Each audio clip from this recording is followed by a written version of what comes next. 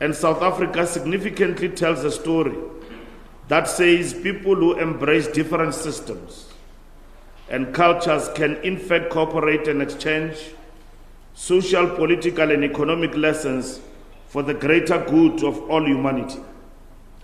This is the distinct feature of our relationship as the African National Congress and the Communist Party of China, underpinned by mutual respect whilst assisting each party to reach its development goals. This is the profound lesson that we must carry for the next 25 years of China-South Africa relations. Of course, like all relationships, this too has not gone without challenges. However, the determination by the leadership of both the Communist Party of China and the African National Congress has ensured we sail through those challenges. The geopolitical challenges that continue to redefine our world can learn a lot from the China-South Africa relations. Our understanding on geopolitics is not informed by mere idealism on world peace, but global peace itself is better guaranteed by stability in the balance of power. Our observation is that a multipolar world may, as a result, serve best the objectives of world peace and global security of all nations. In this regard, allow me to reiterate that we said on the occasion of our recent visit to China, as arising from our National Conference resolution, the ANC has been part of the non-aligned movement. We are also part of the anti-imperialist and anti-colonial forces. The ANC remains firm in its view that all conflicts should be resolved through dialogue and diplomacy. We totally reject gunboat diplomacy. Again, on that occasion, we amplified what President Xi said on the profound meaning of international solidarity, and I quote, "We must help others to succeed while seeking our own success and ensure all can enjoy the outcomes of modernization. Humanity lives in a community with a shared future where we rise and fall together. For any country to achieve modernization, it should pursue common development through solidarity and cooperation and follow the principles of joint contribution, shared benefits, and win-win outcome. The front runners should sincerely support other countries in their development," close quote. Our participation together with the Communist Party of China in BRICS seeks to cement the global aspirations for an alternative world where all countries compete on the basis of their natural and human resource endowment, as opposed to unipolar dictatorship. It is a platform that will enable the kind of solidarity envisaged by President Xi and all other leaders of the BRICS community. Certainly, as South Africa, we share in these profound values and thereby cherish our continued membership of BRICS, working together to usher in a new world underpinned by justice and equality. In this regard, we reiterate our message that BRICS is not an enemy to any country or any constellation of countries, but rather an example of how the entire world could relate in solidarity underpinned by progressive social, economic, and political principles. BRICS will certainly advance the cause of multilateralism as opposed to unilateralism. It is precisely why we welcome the geopolitical shifts from a unipolar world to a multipolar world, as this will help foster multilateralism. Dialogue premised on multilateralism will help resolve various conflicts, not only those pertaining Russia and Ukraine, but those also pertaining the South China Seas, Western Sahara, Israel and Palestine, Sudan, the Democratic Republic of the Congo, Niger, and many more. Multilateralism will also be an appropriate arbiter on economic and trade matters, as opposed to the unilateral blockades against countries such as Cuba, Zimbabwe, Iran, North Korea, and so on. We take this opportunity to thank President Xi and the Communist Party of China for supporting our initiative at hosting the BRICS Political Parties Plus, which sought in the main to be a springboard to mobilize African political parties into the BRICS progressive fold.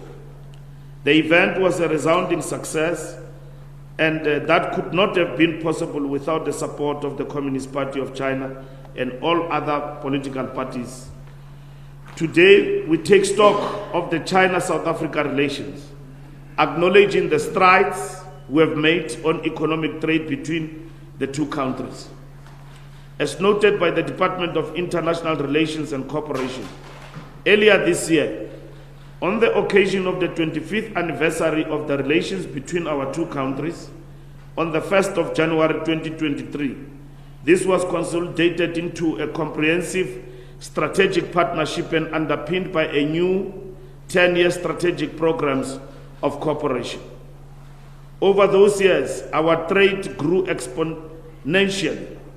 Trade saw an increase from less than 1 billion rand in 1998 to over 544 billion rand by 2021. Many on South Africa are very much familiar with Chinese trading malls around the country, which has opened, among others, to affordable electronics for various household uses. These Chinese trading malls employ a significant number of people, helping reduce our unemployment figures. Of course, it will be important that as South Africa, we too explore how to build South African trading centers in China to promote South African manufacturers and services. Historically, South Africa has been reliant on mineral resources to boost our economy. Part of areas wherein China could look into is investment in mineral exploration, as we aim to capture at least 5% of global exploration funds in the immediate term. Linked to that, as expressed by our President, Cyril Ramaphosa recently, we no longer want export just raw minerals. Instead, we want to have our minerals beneficiated here in South Africa as part of our industrialization drive. That's another areas China could look into, that is mineral beneficiation. As I conclude, allow me to thank you once more for inviting us into this important event. We also thank you for having invited us on several occasions over the years to share our political experiences on party-to-party basis. The most recent being the June visit 2 months ago.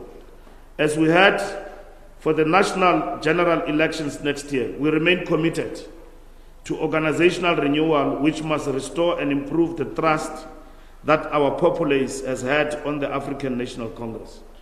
We remain committed to being revolutionary democrats for the fundamental national transformation of our society.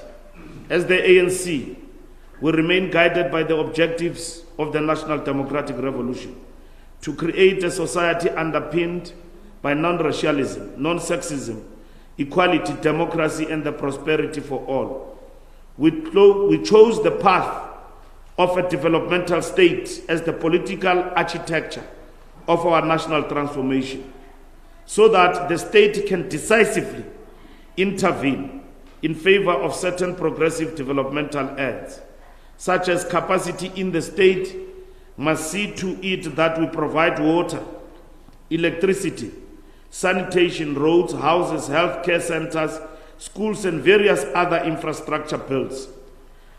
Public-private partnership have to be forced to enable the state to deliver on these undertakings, while simultaneously addressing the long-standing challenges of racial, gender, and class inequality. Over the 25 years of our relations, we have gone a long way towards deepening our democracy. institutionally and regular national as well as local government elections, remains a determinant of our democratic mandate to govern.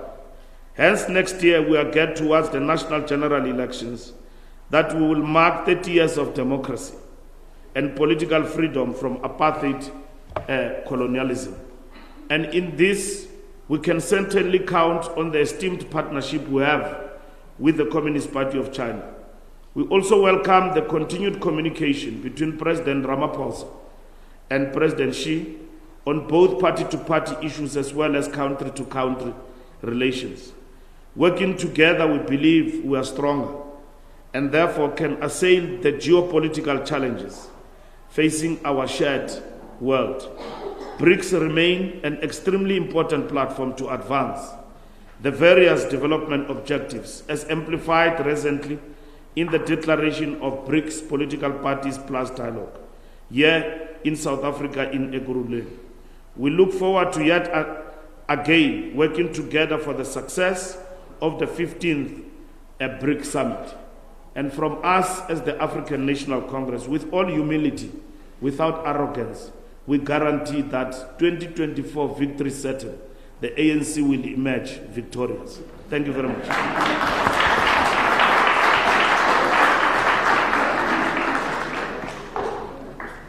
Thank you, Honourable for many kind words. Next, I will invite Comrade Ramaphosa to share her thoughts on the bilateral relations.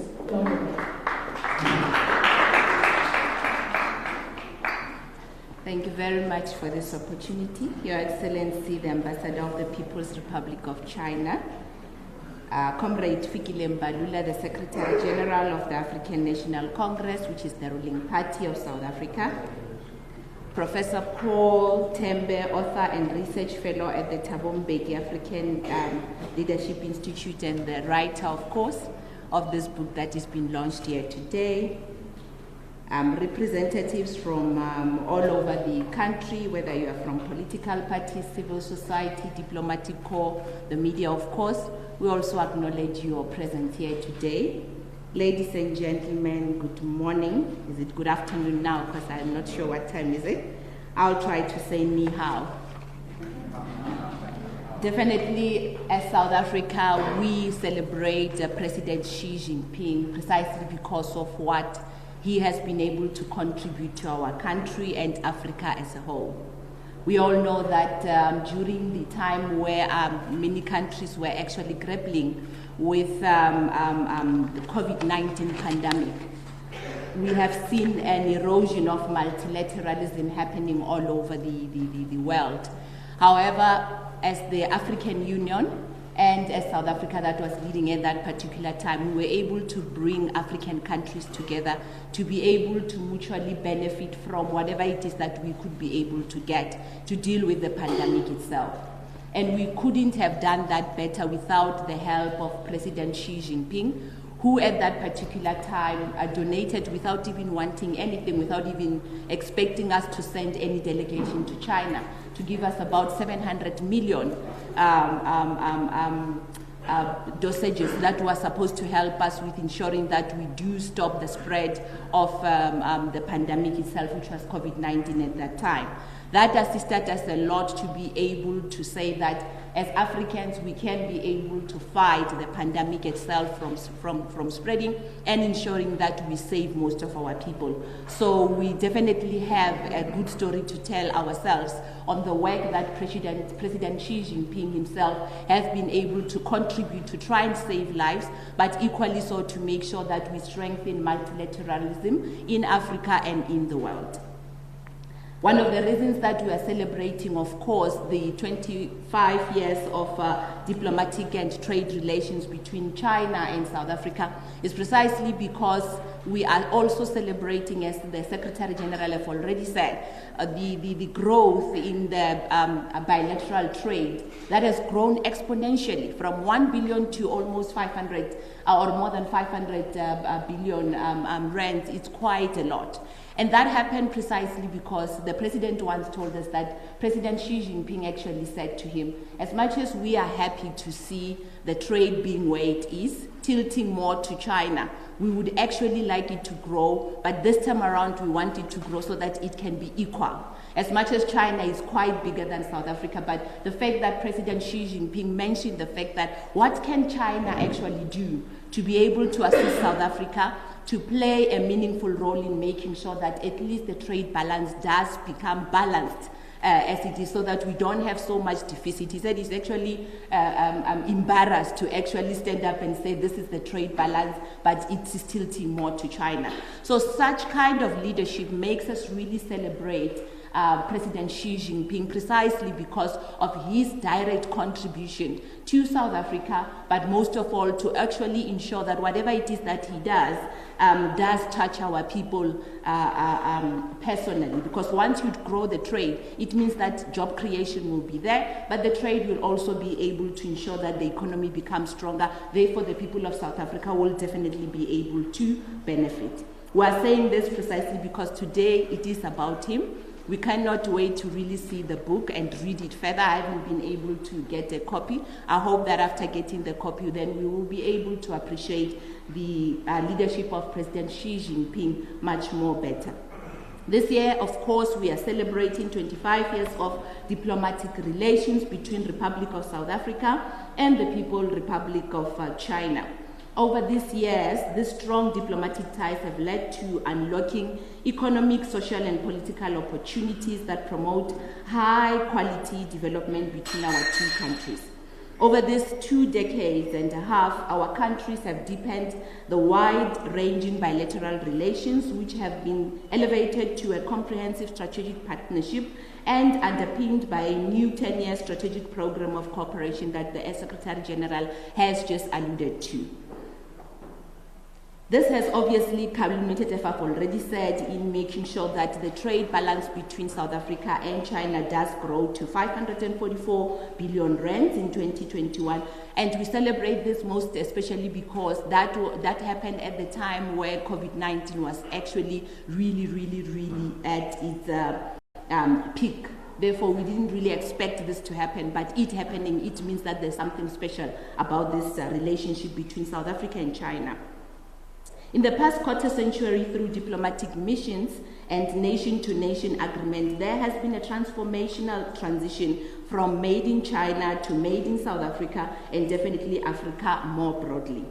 Your Excellency, beyond our booming trade relations, our countries have been equally invested in strengthening political power and governance through institutional capacity, sharing the best practices with regard to policy and legislation, development and implementation, and ultimately ensuring that the improved livelihood of our people remain the driving force behind our developmental agenda.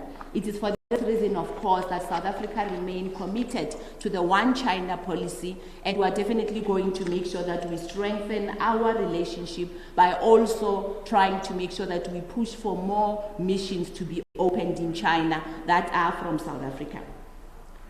South Africa will continue consolidating existing relations with China through various platforms such as BRICS, of course, that everybody knows about. In few days' time, we will be having a summit, and definitely FOCAC. That has been actually the strength that we have been able to grow our bilateral trade, and also making sure that Africa as a whole does benefit from South Africa and Chinese relationship. We're excited that in less than a week, as I've already said, the anticipated 15th BRICS summit under the chairship of South Africa will commence in Sandton, and definitely the People's Republic of China will also be part. And we're also very excited that the President of China will also be here on a state visit. So we're not only going to be celebrating the summit itself, but the fact that we're having a state visit will definitely ensure that we are able to reach so much of the things that we have always been talking about. As you are aware, the theme of South Africa's chairship of BRICS is entitled BRICS and Africa, Partnership for Mutually Accelerated Growth, Sustainable Development, and Inclusive Multilateralism.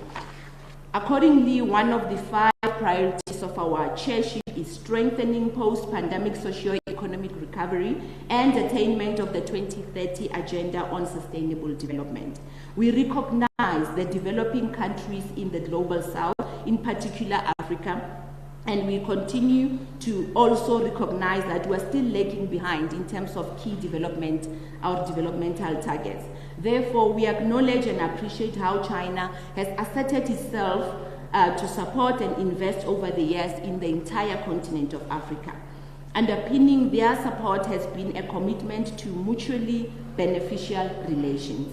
At the opening ceremony of the 2018 Beijing Summit of the Forum of China Cooperation, which is FOCAC that I've just spoken about, Chinese President Xi Jinping echoed these sentiments during his keynote address, and I quote, "We follow a 5-no approach in our relation with Africa.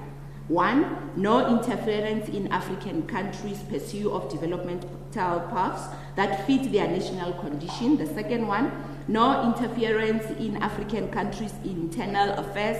The third one, no imposition of our will on African countries. The fourth one, no attachment of political string to assistance to Africa. And lastly, no seeking of selfish political gains in investment and financing cooperation with Africa." This is a clear demonstration, ladies and gentlemen, of China's respect of the autonomy and sovereignty of African countries, alongside its commitment to unleashing its developmental potential. Therefore, we anticipate that during our chairship as BRICS or in BRICS, that our existing relation with China, the BRICS bloc will support South Africa's foreign objective towards the achievement of a domestic developmental imperatives, as well as promoting a broader socio-economic development goals of the African continent. The collaboration goes beyond bilateral trade, as we have already said, and it also includes regional and multilateralism, as we have already said. Ladies and gentlemen, in conclusion, because I don't have to really speak long, since the Secretary General has really spoken and told us what South Africa actually stands for, I would just like to say, as we mark the 10th anniversary of President Xi Jinping's first visit to South Africa in 2013, we would recognize and celebrate the remarkable economic, social, and political strides made under his leadership. We wish the people and government of the People's Republic of China success and peace and prosperity in all that they do, and we definitely are looking forward to welcoming President Xi Jinping during the state visit and definitely in the BRICS summit. Thank you very much.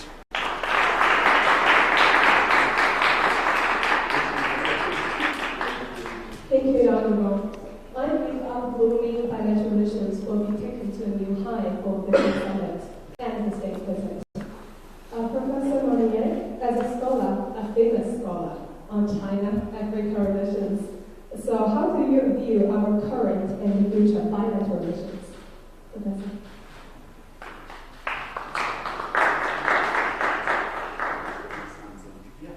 Professor Monier, it's your turn.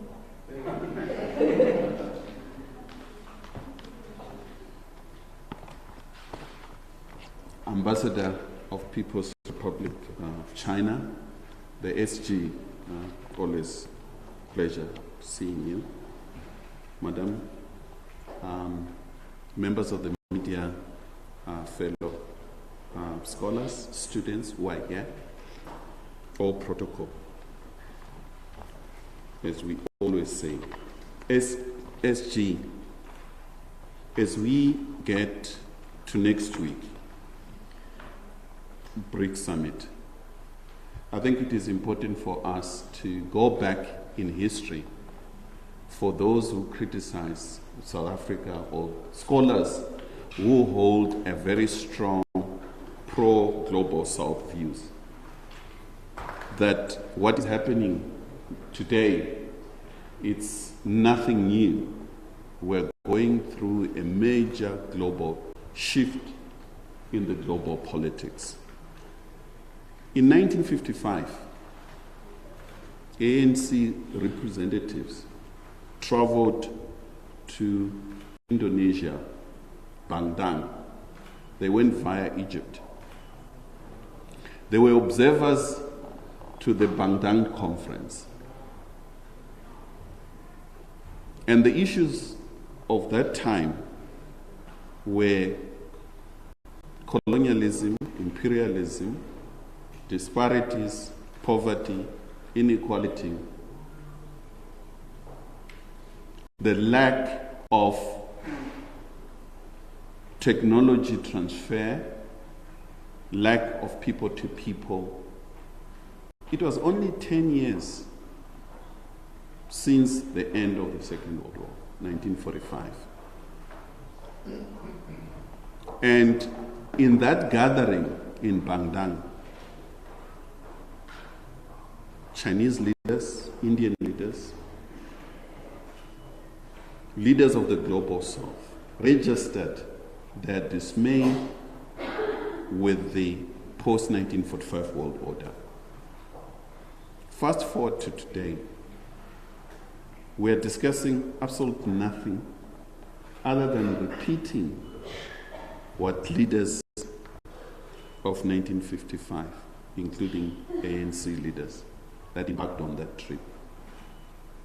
We deal in a world in which the dominant Western powers still control, dominate, set the rules, undermine the developing world, and Africa in particular.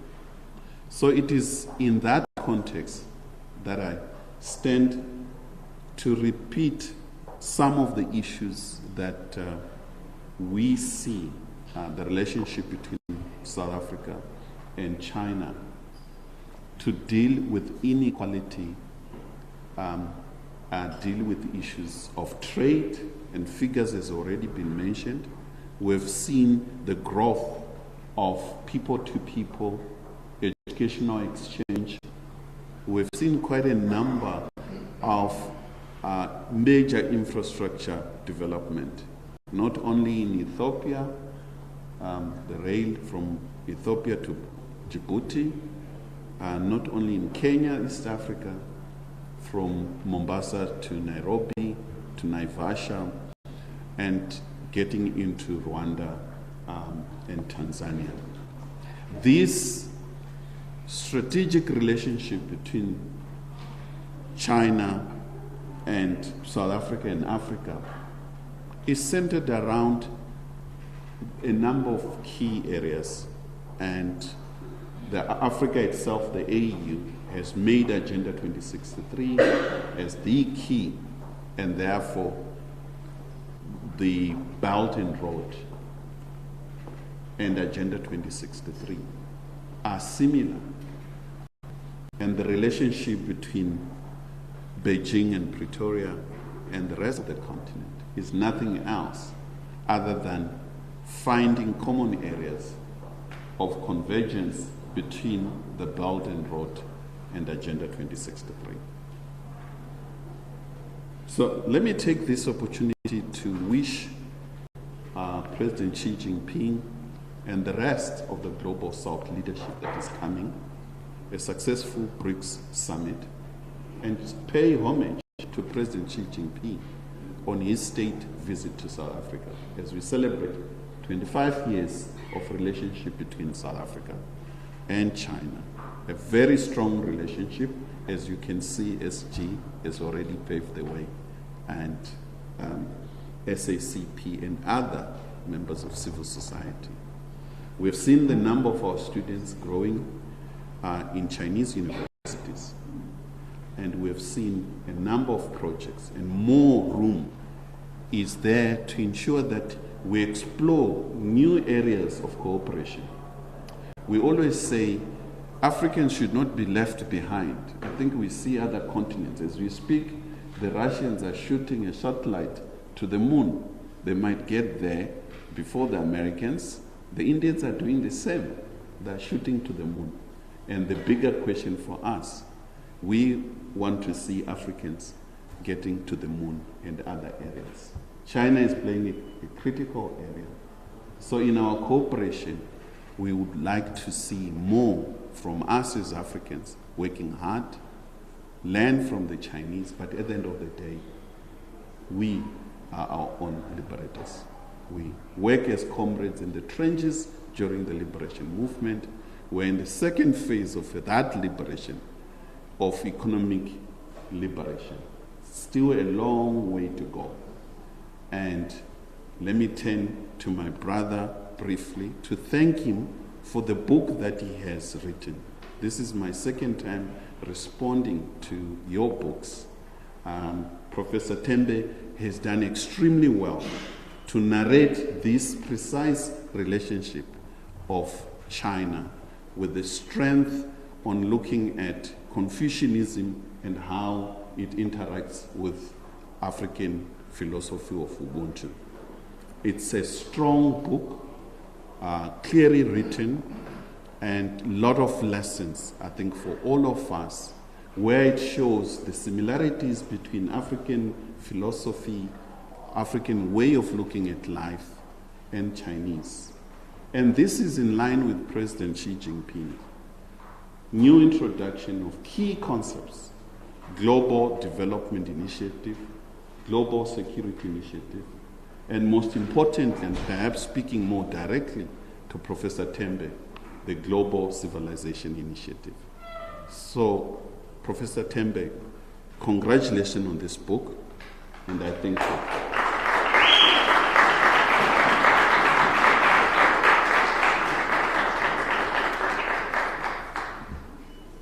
Thank you, Professor. And Professor Tembe, we always save the best for the last. So now we would like to hear your thoughts on higher relations and overview.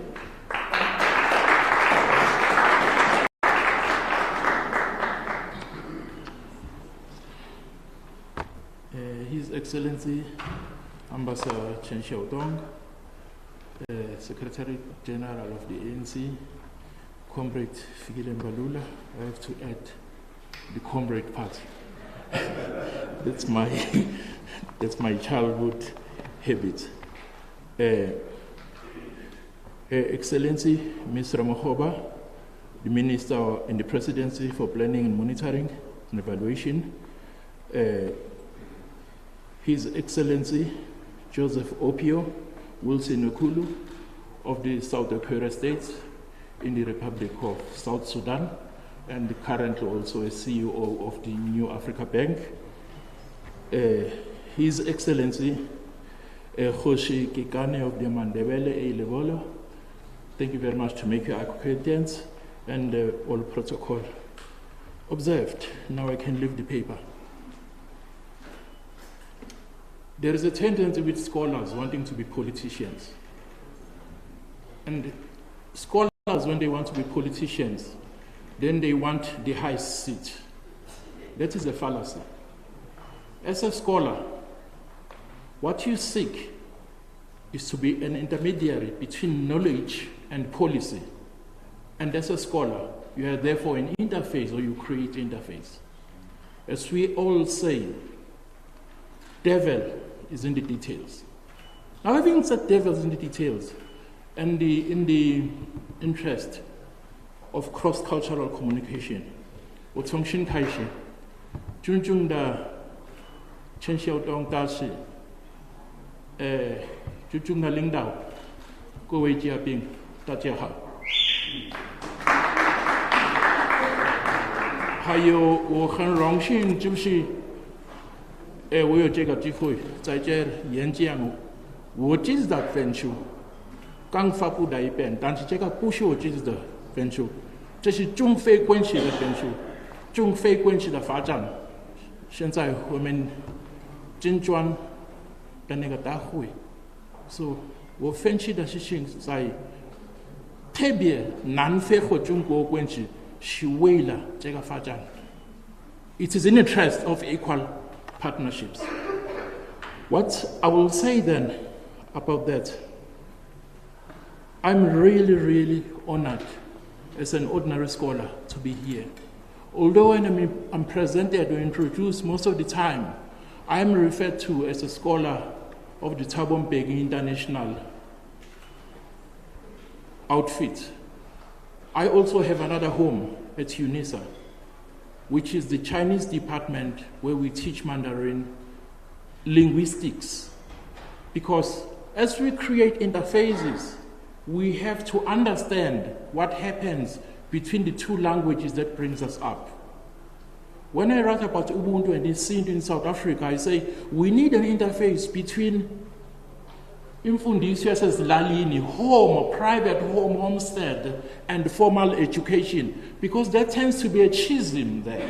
When we leave our homes and our villages, the tendency is that in South Africa, we unlearn our traditions in order to enter the corridors of power. Now, I also like to say that another honor for everybody here is that South Africa this year is the locus of BRICS, of the most important BRICS in my analysis, because we are no longer talking about taking countries that are in the periphery to the center. The presence of BRICS, of FOCAC, of South-South cooperation is a new system. And in order to understand that, you have to look to the so-called emerging markets. Why, after billions of years on this earth, we have emerging markets is because powers that be, systems that were the main ones, are the ones that were promoting their own markets.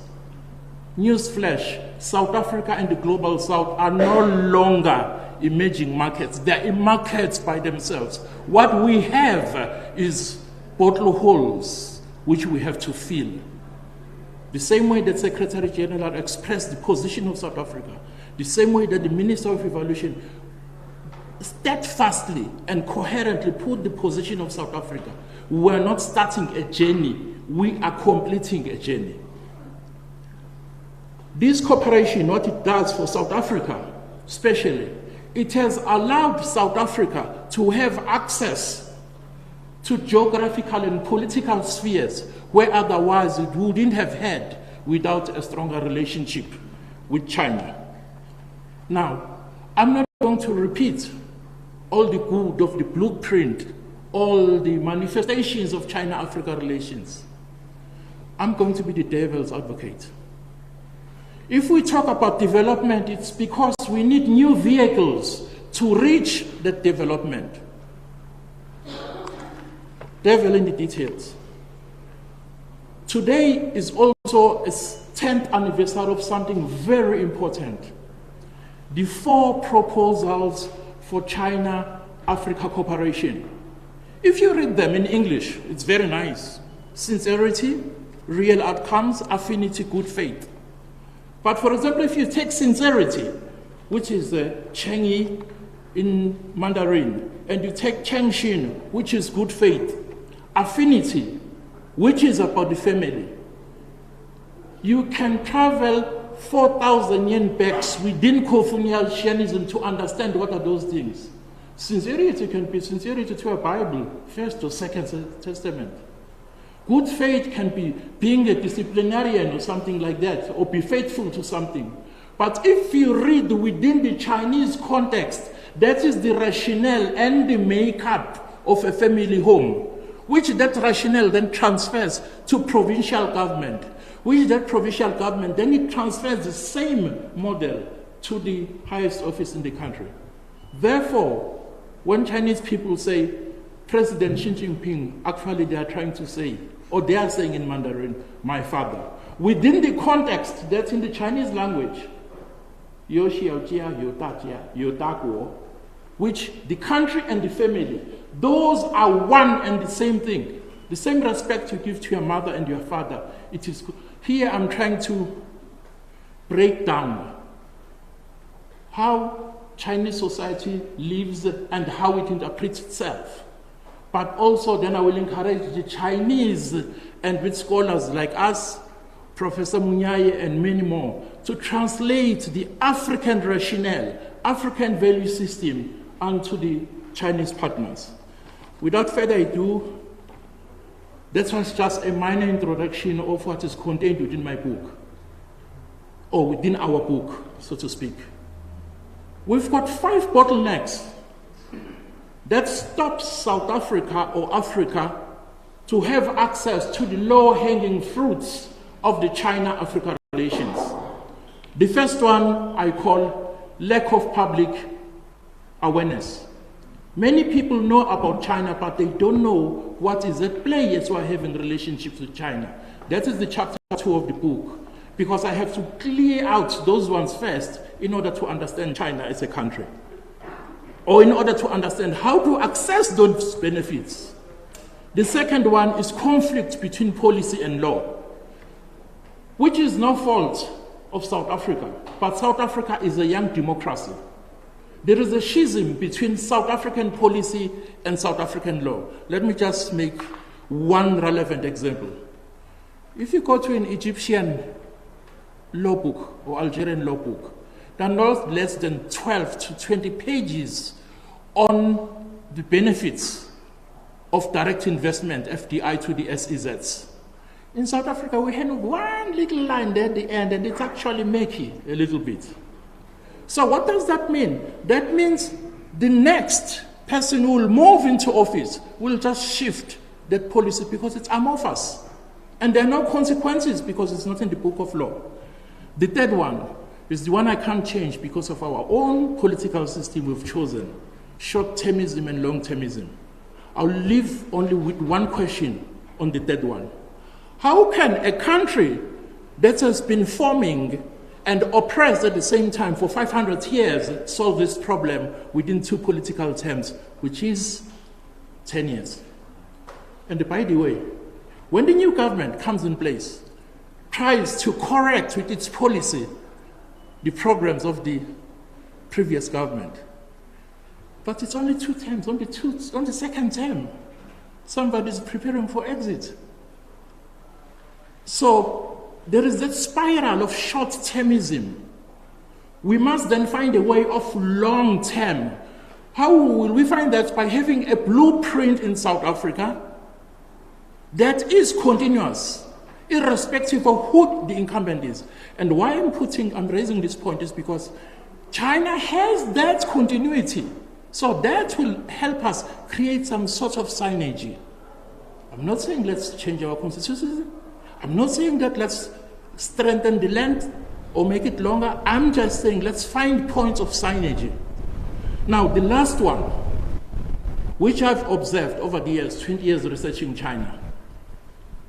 We are reading from the old book, wanting so much to be neoliberals with all its rights of transparency, of accountability, and yet as we're eating now into the new world that is being built by BRICS, by foreign folk, and by all the South cooperation countries, we're eating from the new book. From being peripheral, we're coming to the center. But we're insisting to read the book that kept us at the periphery.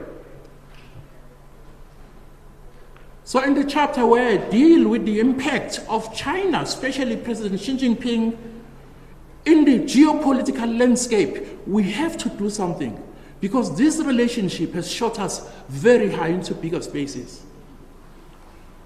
The 3 words or the 4 words that I read of affinity, sincerity, and real life results, they are, by the way, the 4 pillars on which President Xi Jinping forms the foreign policy of China-Africa relations.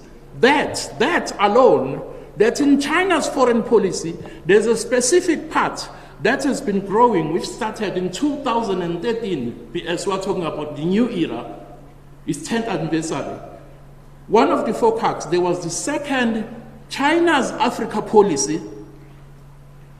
In 2017, there was people-to-people relations with Professor Munyaye. So we can see a successive development and a rationale that builds, and as it develops, it moves us, South Africa, away in Africa from the periphery to the world center.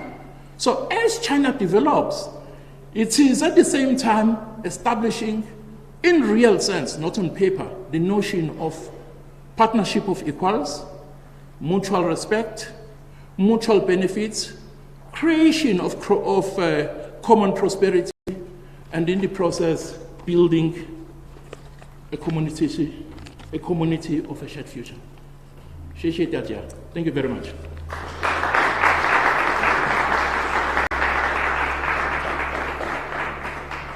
Thank you, Professor, and again, congratulations on your new book. China-Africa relations, especially China-South Africa relations, will develop steadily and fast, with more and more achievements from bilateral cooperation in the new era. I now announce the close of this session. Ambassador Chen will accompany our guests to visit the photo exhibition outside. Feel free to join them. After that, Ambassador will come back to the ballroom and to take the close range Q&A. Thank you.